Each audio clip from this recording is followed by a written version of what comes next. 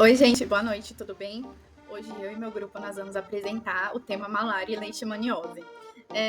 Como é um tema que a gente já viu com o professor Evandro no semestre passado, algumas partes a gente só vai recapitular, só vai relembrar para a gente entrar ali no contexto da imunologia e diagnóstico.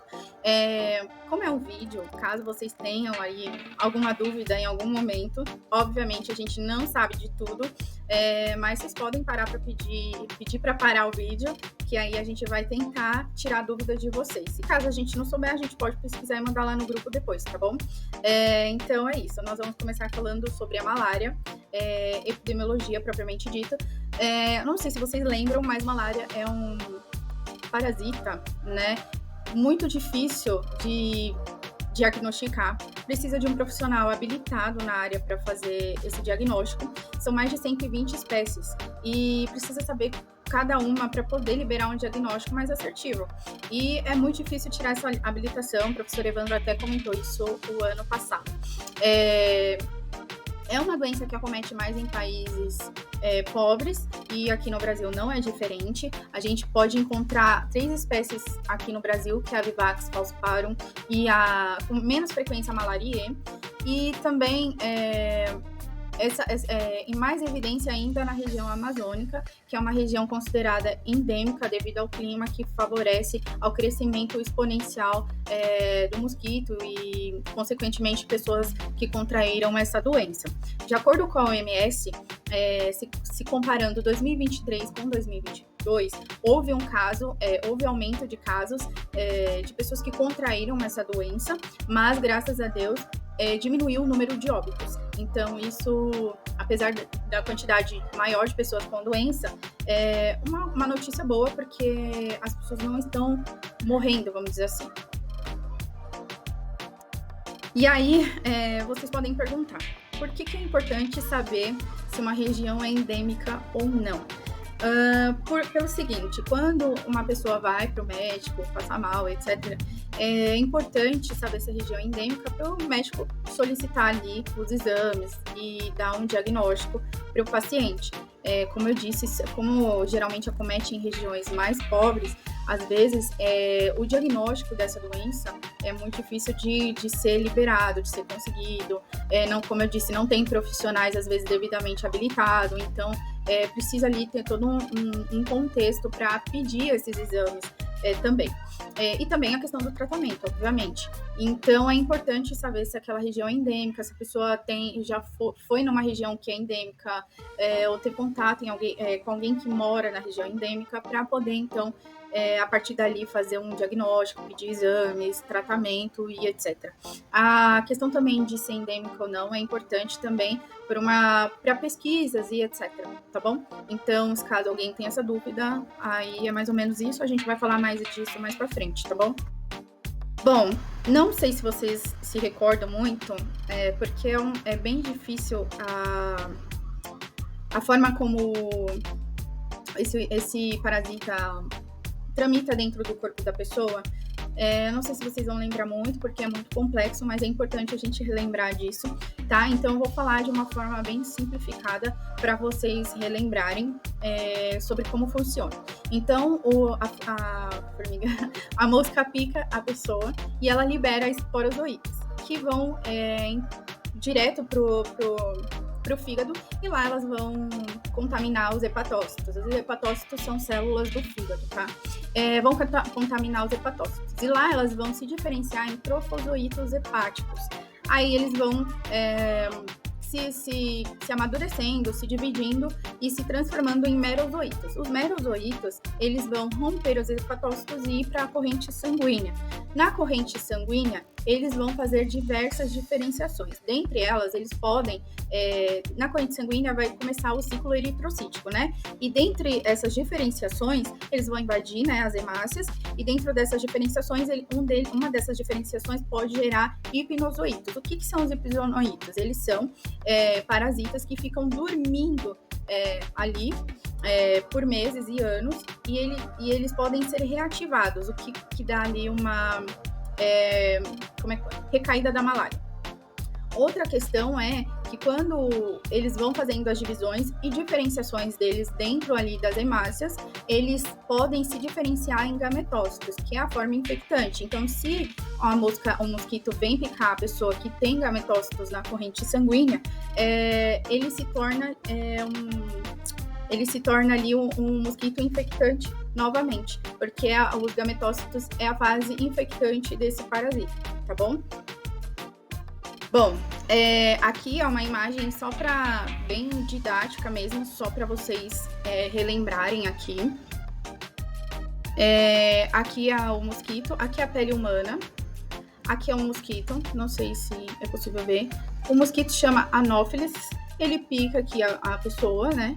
E os esporozoítos vão para o fígado, que vira trofozoítos hepáticos, que vira merozoítos e que vai infectar as hemácias e que vira gametócitos, e aí a mosca vem e pica essa pessoa de novo e acaba contraindo novamente o parasita. A imunidade parcial ela é resumida nos anticorpos humorais, onde eles vão bloquear a invasão de hemácias por meio dos merozoítas, onde pode ocorrer sintomas intensos, como a parasitemia. Esses anticorpos, eles começam a ser produzidos entre 1 a 14 dias após o início da infecção e podem permanecer detectáveis por muito tempo. Porém, eles não vão estar no mesmo local que os parasitas no sangue, por isso ele não é recomendado para um diagnóstico de rotina. Ele é mais um rastreio e uma vigilância epidemiológica. Após a exposição desses Plasmodium, o indivíduo ele vai começar a desenvolver a imunidade, reduzindo assim os sintomas e as complicações.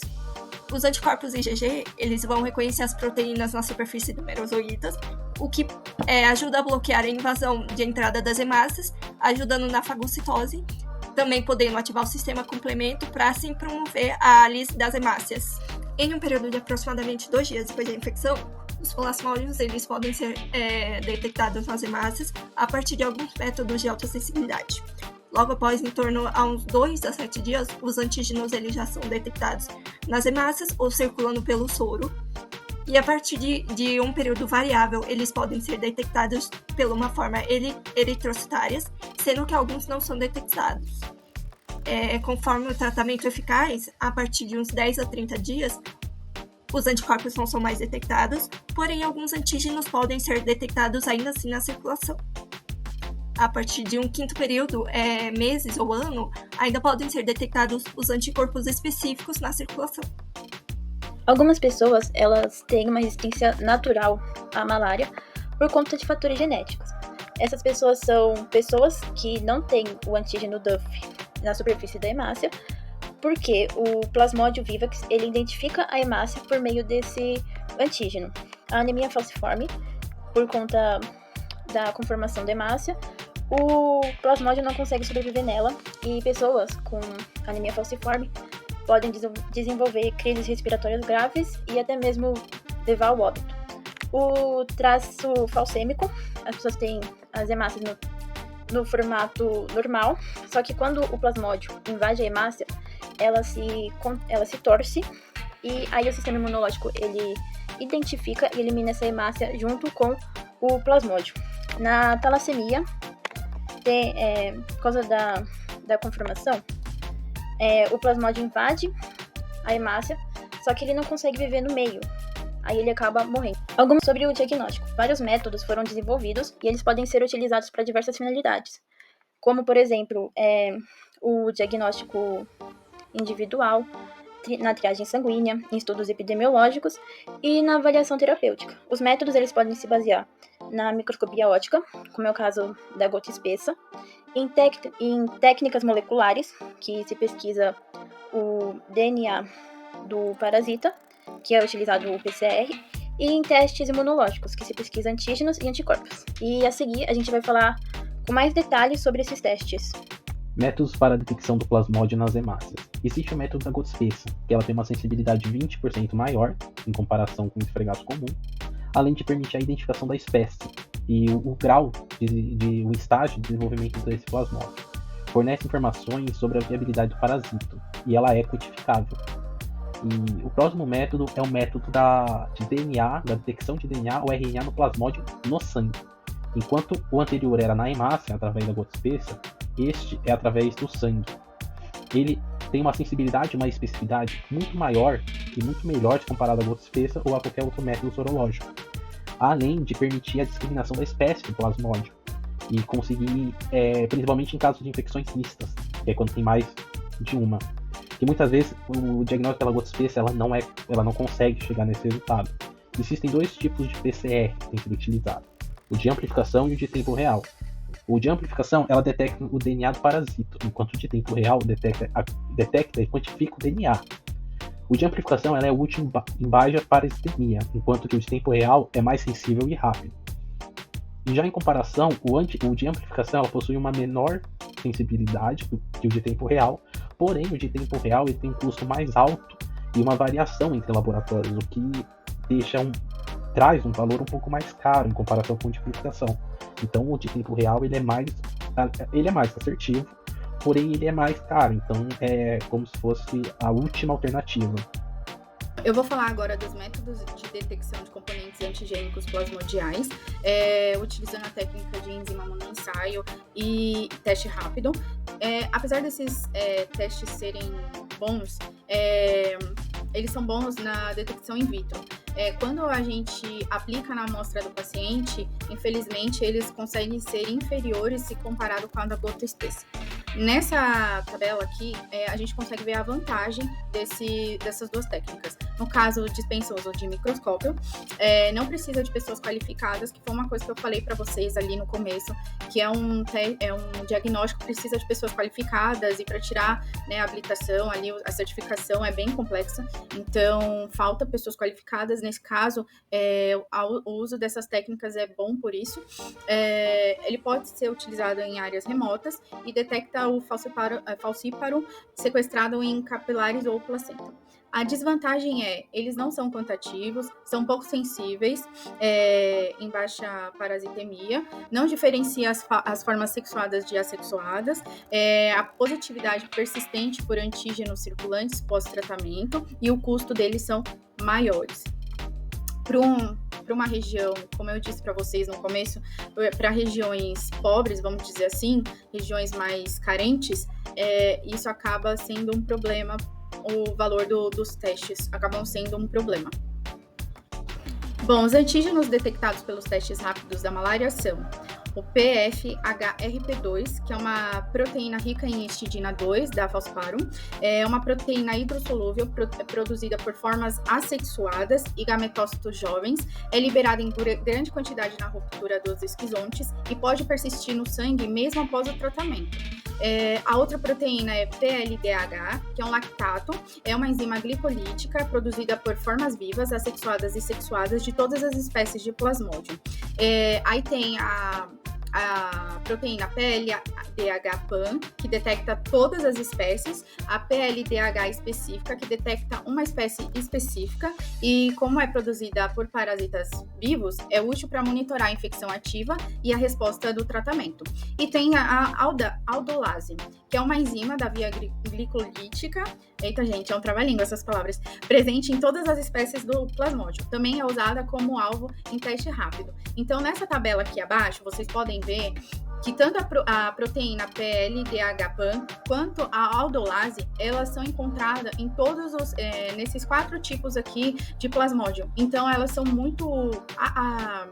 A proteína PLDH aqui da PEVON aqui também é boa, mas a PAN e a aldolase são muito superiores ali para os antígenos serem detectados. Os métodos para a detecção de antígenos. Após a infecção do plasmódio, o organismo ele vai produzir uma certa quantidade de anticorpos, sendo que muitos deles não vão ter especificidade contra o parasita. E os anticorpos, que são os heterófilos, e os autoanticorpos, eles vão reagir contra componentes do próprio corpo. Ocorre devido a alguns antígenos solúveis do parasita, que eles vão reagir como mitógenos, que vão soltar uma certa quantidade de linfócitos B ao mesmo tempo. O organismo ele também é capaz de produzir alguns anticorpos específicos para os plasmódium, que vão reconhecer os antígenos próprios dos parasitas. Aí embaixo vamos ter algumas imagens de trofozoítas, esquizontes e gametócitos. De acordo com o local da região, os testes sorológicos eles vão ser diferentes. Nas áreas não endêmicas, a sorologia ela é utilizada para a triagem de doadores, esclarecer os diagnósticos clínicos, investigar a malária e detectar os assintomáticos. As áreas endêmicas, elas são utilizadas para mapear a transmissão, avaliar o controle e medir a exposição da população. Os principais testes que a gente utiliza é a imunofluorescência indireta, né? A ELISA, e também é utilizada uma técnica de Raster blotting para que detecta os anticorpos contra proteínas específicas, porém essa técnica ela é utilizada somente para pesquisa. Como já citado antes, a pesquisa de anticorpos se baseia em 3 estágios diferentes do parasita. Os anticorpos, quanto os antígenos do estágio eritrocíticos, assexuados, se baseiam na pesquisa de anticorpos contra uma proteína de membrana do merozoíto, que é a MASP-1, onde é possível identificar anticorpos IgG em pessoas com infecção recente e na primeira infecção. As pesquisas mostraram que testes com esse alvo obtiveram uma sensibilidade entre 90% a 95%. E estudos mostram que pessoas que possuem o anticorpo contra essas regiões têm menos chances de contrair uma infecção sintomática, como por exemplo, pessoas que têm o IgG contra a proteína MASP-1 têm 18% de chances de adquirir uma infecção assintomática. A mesma coisa com quem tem anticorpos MASP-3, que as chances é de 54% de ser uma infecção assintomática. Além disso, essa proteína é a única que gera uma resposta imune reforçada em reinfecções. Sobre os anticorpos contra antígenos do estágio eritrócitos sexuados, eles ajudam a bloquear a transmissão da malária, pois eles reconhecem os antígenos de superfícies que estão presentes nos gametócitos que estão circulando no sangue humano. Aí, quando o mosquito pica uma pessoa infectada que tem esse anticorpo contra os gametócitos, os gametócitos dentro do mosquito não conseguirão se desenvolver. Já na pesquisa de esporozoítos, é pesquisado os anticorpos antiesporozoítos que atuam sobre a proteína de superfície circunesporozoíto. E esses anticorpos impedem que o parasito chegue até o fígado. Os anticorpos também são utilizados para monitorar a transmissão em áreas endêmicas. Aqui a gente colocou uma tabela que mostra sugestões de diagnósticos de acordo com a finalidade e também se é uma área endêmica ou não endêmica. Porque em regiões endêmicas eles irão priorizar mais um custo baixo e resultados mais rápidos. No diagnóstico individual, independente da área, se utiliza a gota espessa, o PCR ou teste rápido. Na seleção de doadores sanguíneos, se for uma área endêmica, se usa PCR ou gota espessa. E se for uma área não endêmica, se usa o PCR ou pesquisa do anticorpo IgG por teste imunológico e depois faz uma confirmação por PCR. E também no acompanhamento terapêutico, independente da área, se utiliza a gota espessa ou o PCR. Bom, como foi visto aqui no trabalho, a melhor forma para um diagnóstico precoce da malária é estudando os componentes antígenos definidos, principalmente em desenvolvimento de testes simples, sensíveis e passíveis de automação. Ainda assim, são poucos os métodos atualmente disponíveis que reúnem condições ideais de praticidade, sensibilidade e custo-benefício capazes de justificar a substituição do método tradicional, que é a gota espessa. Como vimos lá, o PCR, embora seja o melhor método possível, é um método muito caro, não só para o laboratório, mas o laboratório vai ter que repassar esse custo para, o consumidor, o convênio, então isso acaba encarecendo muito. E um outro caso é que a malária, ela é endêmica principalmente de países pobres, países que não têm dinheiro suficiente para criar estudar melhor esses métodos e aplicar esses métodos de PCR que são mais caros. Então, eles usam o gota espessa, que não é o pior, mas é o mais barato.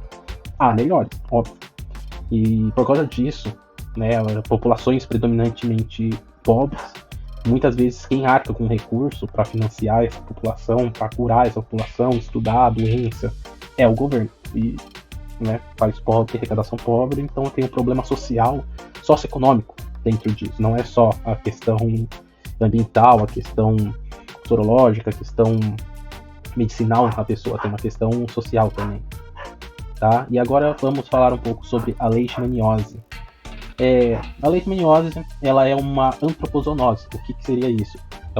Assim como a zoonose normal, que é causada de animal para humano, a antropozoonose ela é causada também, ela pode causar de humano para humano. Então, não é só o animal que infecta o ser humano, mas o ser humano pode infectar outro através, né, no caso do protozoário, que é do gênero Leishmania.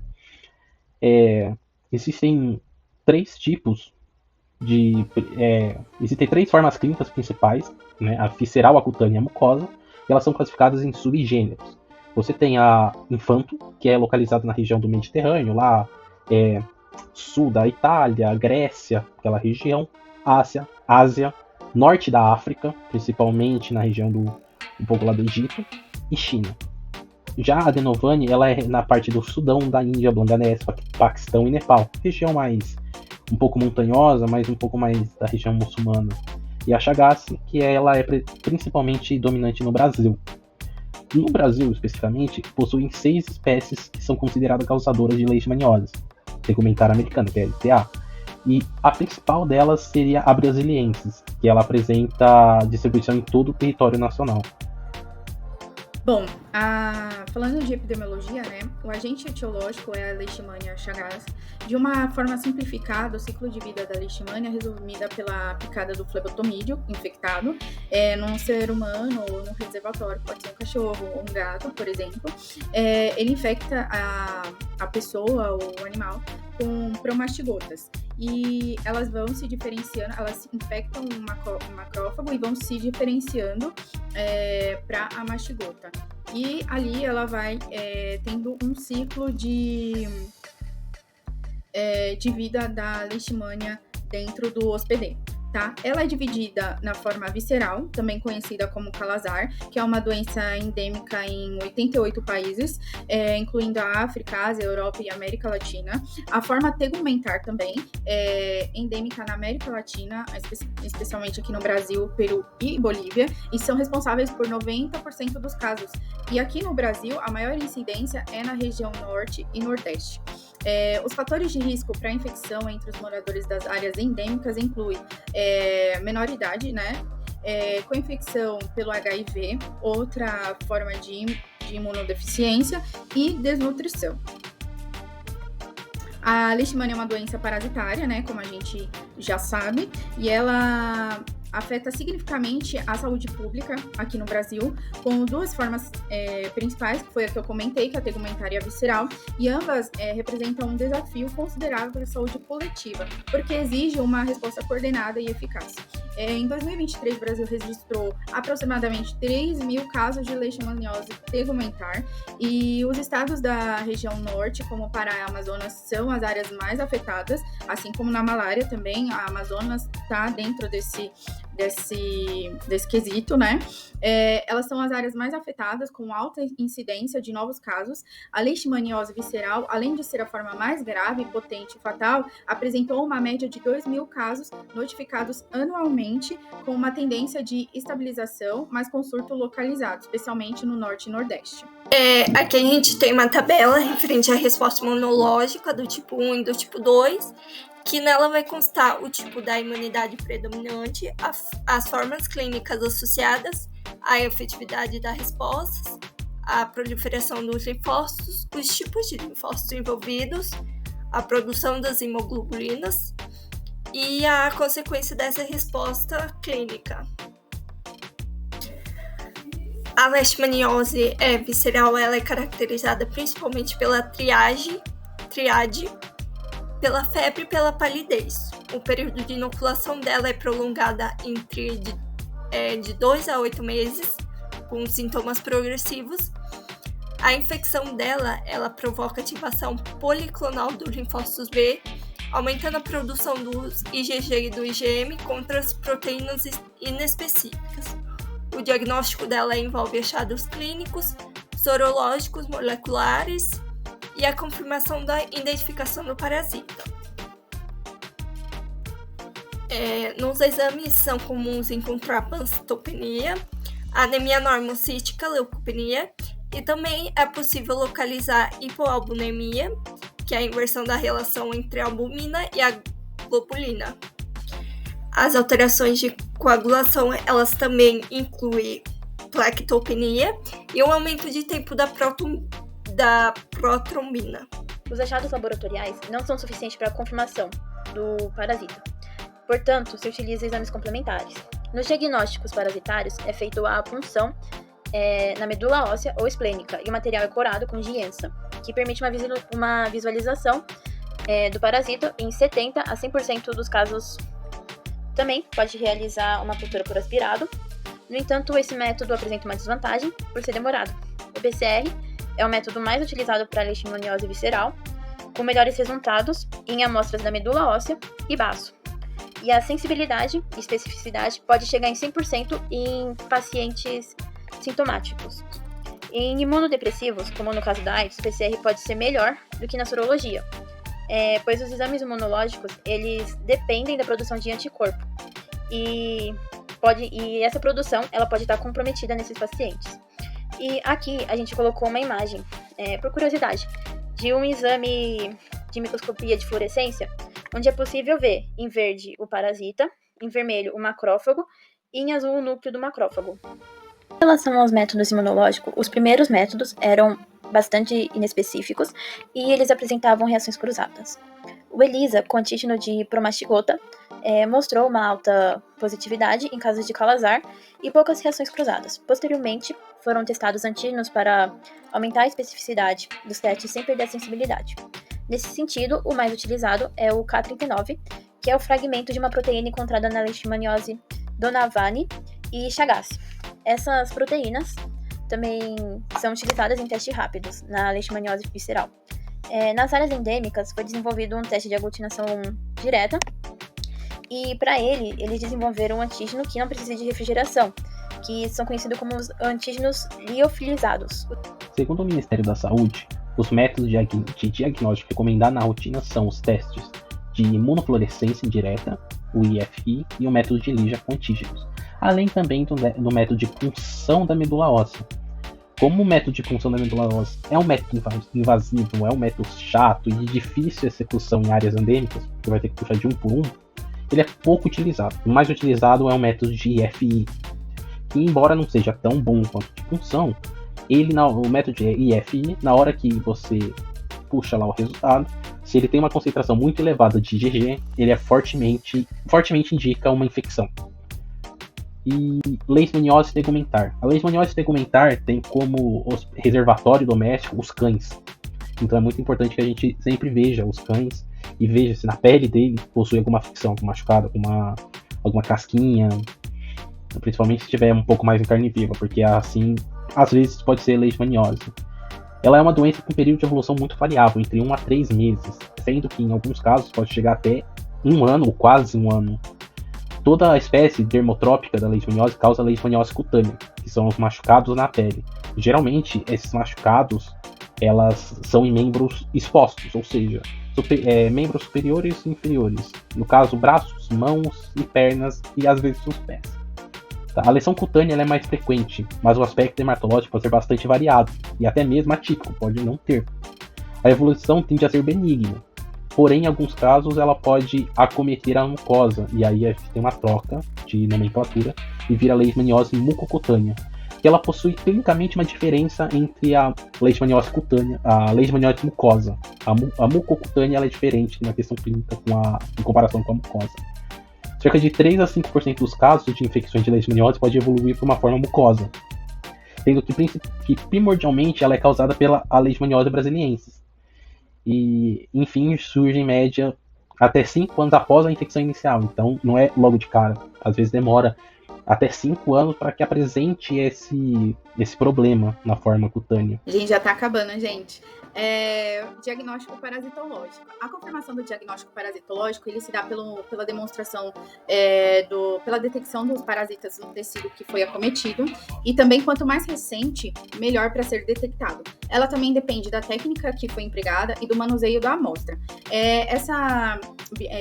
Esse diagnóstico é feito pela biópsia, que é um raspado da região lesionada, que tem carga parasitária, e ela é fracionada. Esse fragmento é utilizado em vários procedimentos distintos. Parte desse fragmento vai para impressão em lâmina, outra parte vai para salina estéril, outra parte para formol a 10%, que é para exame histopatológico, outra parte para um frasco estéril para fazer o PCR, e esses fragmentos podem ser usados nos testes de imunofluorescência e imunoperoxidase.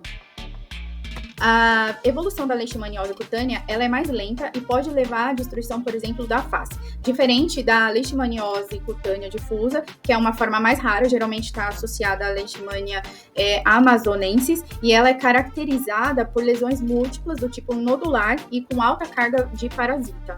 Algumas apresentações clínicas, elas são associadas com a infecção da HIV. Eles apresentam lesões disseminadas em localizações distintas e têm síndrome de recuperação imune inflamatória.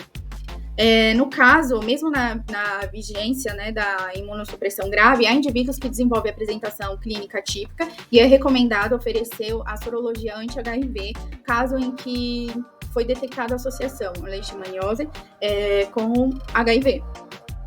Como vocês podem perceber, a forma de infecção da leishmaniose, elas são similares, apesar das diferentes espécies, mas existem particularidades na apresentação clínica da leishmaniose. Aí vocês me perguntam por quê.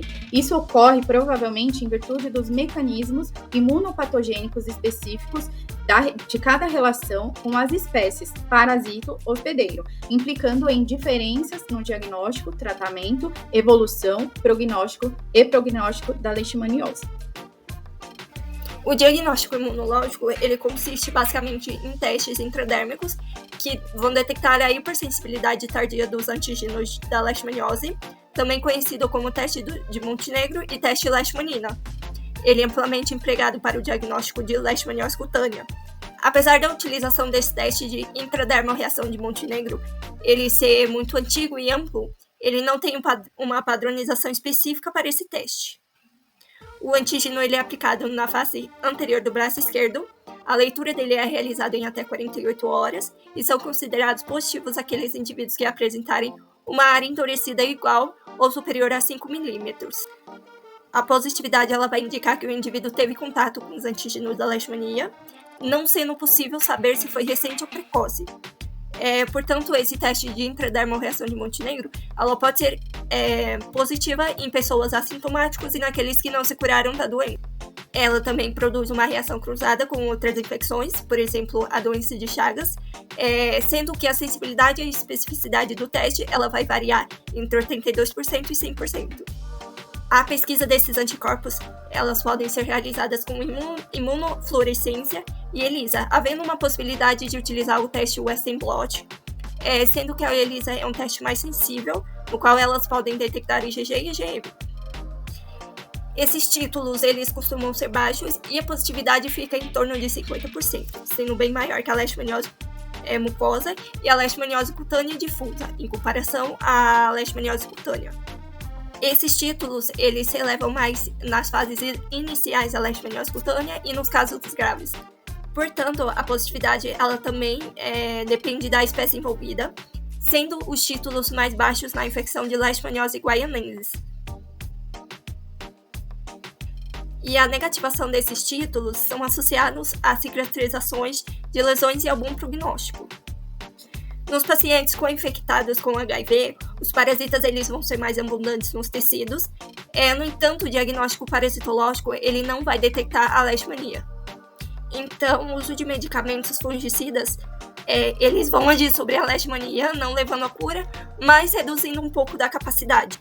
Apesar do diagnóstico laboratorial ser essencial para a confirmação da leishmaniose, muitas unidades de saúde, especialmente nas áreas endêmicas, enfrentam limitações técnicas e estruturais. Nesses casos, a conduta médica inicial deve se basear principalmente na avaliação clínica, na história epidemiológica do paciente e na positividade do teste de Montenegro. Ainda assim, é fundamental reforçar que, sempre que possível, as amostras biológicas devem ser encaminhadas ao centro de referência do Ministério da Saúde, pois isso garante um diagnóstico mais preciso e um tratamento mais eficaz, contribuindo para o controle da doença. Aqui, tá todas as nossas referências bibliográficas.